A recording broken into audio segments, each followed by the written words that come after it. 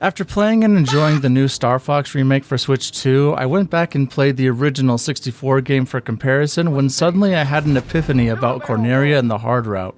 The old game never actually tells you how to access Sector Y. The level teases you with the attack carrier boss flying overhead, and you see the two paths leading out from Corneria hinting at an alternate path, but otherwise you're never told the actual requirements on how to reach it. Nowadays we all know the way: save Falco and Corneria and fly through the arches. Yet even though Falco tells you to save him, nobody tells you the arches are the other key. Instead, the developers expect you as a gamer to intuitively see these arches and want to fly through them. When you do, a bomb appears in the first arch that you can do a somersault to retrieve, but also acts as positive reinforcement, making new players think that going through more arches will lead to more rewards. If you saved Falco, he'll say, "Pretty smooth flying, Fox," yet again compelling you to keep going for all of them and triggering the hard route. And that right there is one massive reason why this game's branching path system is so fascinating compared to modern games. Levels don't always need to hold your hand. Even if you lose your teammates and can't receive their hints, several levels are still meticulously designed to challenge your skills and intuition by themselves, with the reward being power-ups or an alternate harder path. This in turn wires players' brains to view stages through the lens of a secret finder and tackle sections of the levels differently for rewards. What happens if I go in these arches in Aquas? What happens if I fly through all the blue rings in Meteo? This mindset leads players to truly master the game in order to reach every planet and find every secret path throughout the Lilat system. For instance, in Sector Y, to stay on the hard route, you need to get over 100 kills. You have to earn it. But the game never tells you that. The game's only hints for staying on the hard path, if you can call them that, are Falco's disses for being bad. Is that the best you can do? It's meant to motivate you to try harder and do better. And if you do improve and try again, Falco is replaced by Peppy praising your skills. You're becoming a better pilot. The level is literally designed to reinforce your desire to improve as a gamer. Because of this, Sector Y also acts as the true gatekeeper to the hard path by introducing the other greatest thing about the branching paths: seeing if you're good enough to earn it. Saving Falco and flying through the Cornerian arches was a slight challenge, but now it's time for a real test of your worthiness. Essentially, if your reflexes aren't good enough here to get to Aquas, how can you be expected to accomplish Zonus or Sector Z later? But if you and reach that 100 plus hits, you're rewarded with Aquas, a unique vehicle level with infinite bombs and a difficulty spike full of bad lighting and a ton of enemies shooting or flying at you.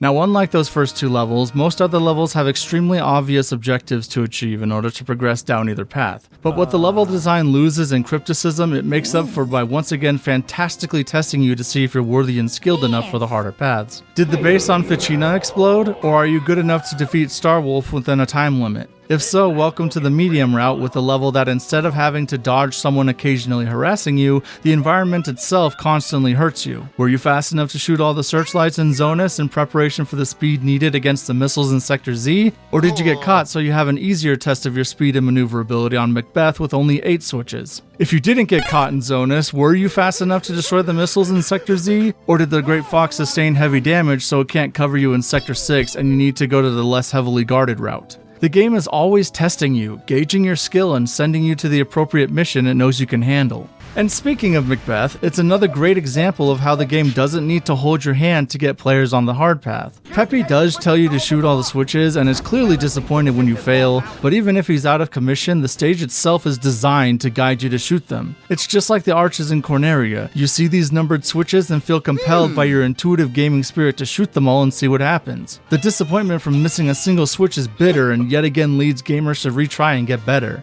And when they do manage to improve their skills and hit all the switches, they're rewarded with the best level-ending explosion in the game. Stop it!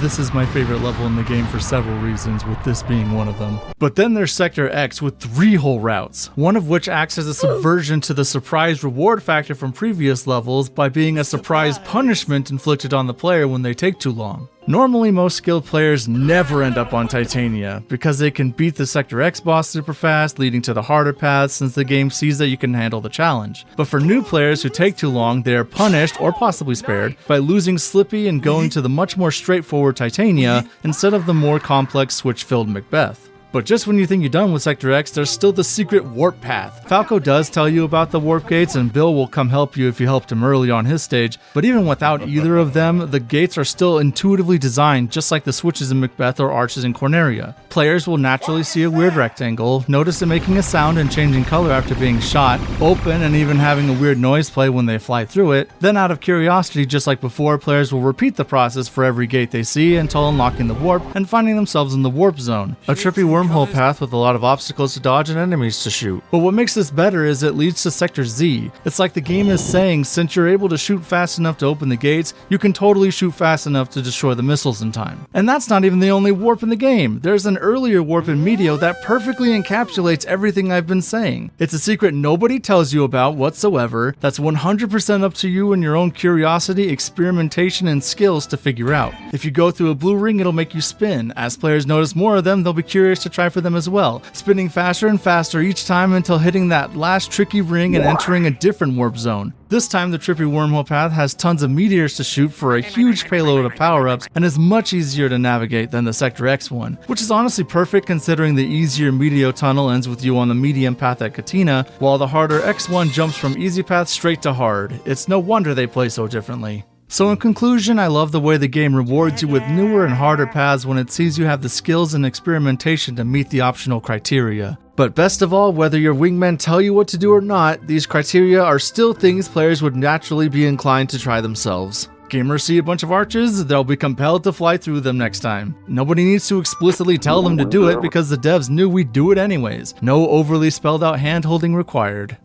And then the Switch 2 remake came out that overly spells out and handholds everything, while ironically enhancing it as well. Being a faithful remake, all the alternate paths are still earned in the same ways, but Nintendo decided to do away with the cryptic criteria in favor of cutscenes and dialogue. In Corneria, you save Falco, but when you get to the arches, instead of the player deciding to fly through them of their own volition, Falco flies through them first and dares you to follow him, which then leads to the alternate path. Or if you fail to save Falco, Peppy says, "We'll struggle without Falco's sharp eyes," explicitly pointing out the need to save him to change course. No more discovering a secret path out of nowhere, no more experimentation needed. The game is telling you outright how to accomplish the mission instead of complete it. And the game does this constantly. Remember how your only hints in Sector Y were Peppy praising you or Falco berating you if you did good or bad enough respectively? Well, that still happens, but their dialogue is much more blatantly obvious about the requirement for accomplishment being tied to your kills, with Peppy literally saying keep raising that hit count. Even then, if you still get a mission complete, Peppy will come out and say he wishes we could have done a better job killing more enemies. And as if that's not enough, the game loves to make you feel like a scumbag during the newly added cutscenes if you fail to accomplish a mission. For Sector Y in particular, General Pepper says their squadron is in shambles and makes you go to Katina, once again informing you through guilt that you needed to kill more guys. What does Peppy say in the original? Everything's a-okay, and it's off to Katina.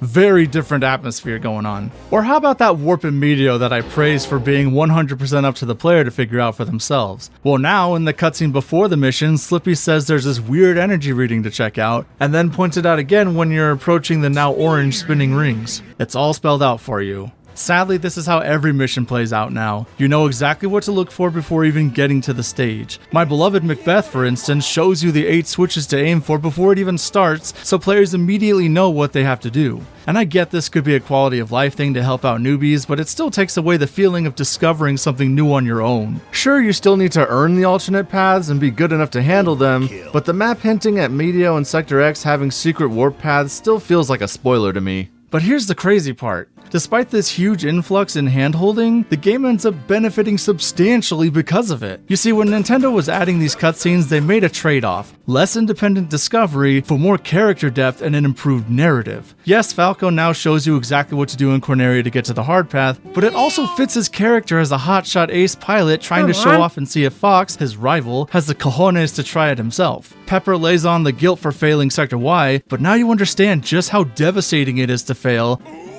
and why you can't go to Aquas since Pepper doesn't have the manpower necessary to help Katina if you do. Zonus gets far more characterization, being a polluted wasteland due to Andross stealing resources instead of Pepper reacting in shock that there's a base on the planet at all and proving his intelligence team is actually doing their jobs. And despite my whining, even my beloved Macbeth is improved from this. Not only is it explained to be Andross's hub for creating weapons, making it a really important target to hit, but Peppy explains better why it needed to be a landmaster level due to terrain, and how flipping the switches to destroy the factory instead of just a train would be vastly more helpful for the war. Heck, even Sector Z makes failing the mission look way more devastating than the 64 version did. You can really see how messed up the Great Fox got and how there is no way it's going to help you get through Area 6 now. And that's not to mention the way they enhanced going to the complete route even if you accomplish the mission, because when you accomplish a mission, they give you both of the missions that come next and they let you choose based on the narrative which one you want to hit, and there's a whole cutscene about it and it's awesome.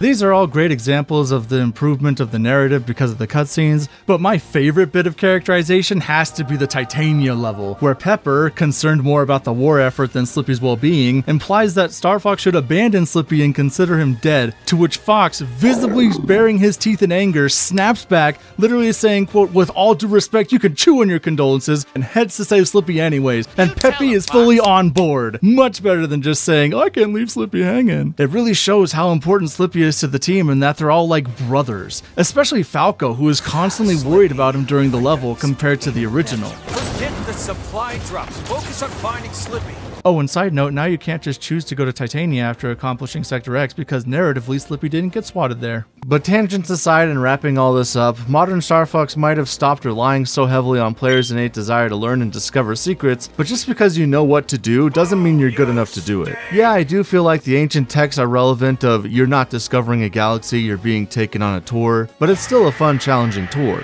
Plus, Nintendo fleshed out the story and characters in a way that makes the journey that much better. A part of me is still sad most of the cryptic secrets of the alternate paths have been laid bare, but it's fine. You still have to choose to go for the secrets if you want to or not. And I mean, friendly fire still exists, so you can still go it alone if you're sadistic enough. In real conclusion, these branching paths are so well implemented that I wish more games would do it too. Please play Star Fox 64 and the remake, which is so beautiful and still just as fun as the original, once you get past the hyper-realistic character designs. And Nintendo, please make another Star Fox game with the 64 style paths and gameplay, but a new story. No more Andross, give us another threat. Anyways, thanks for watching, and if you liked this video, why not check out my video about why Kirby Planet Robobot is the best Kirby game ever made.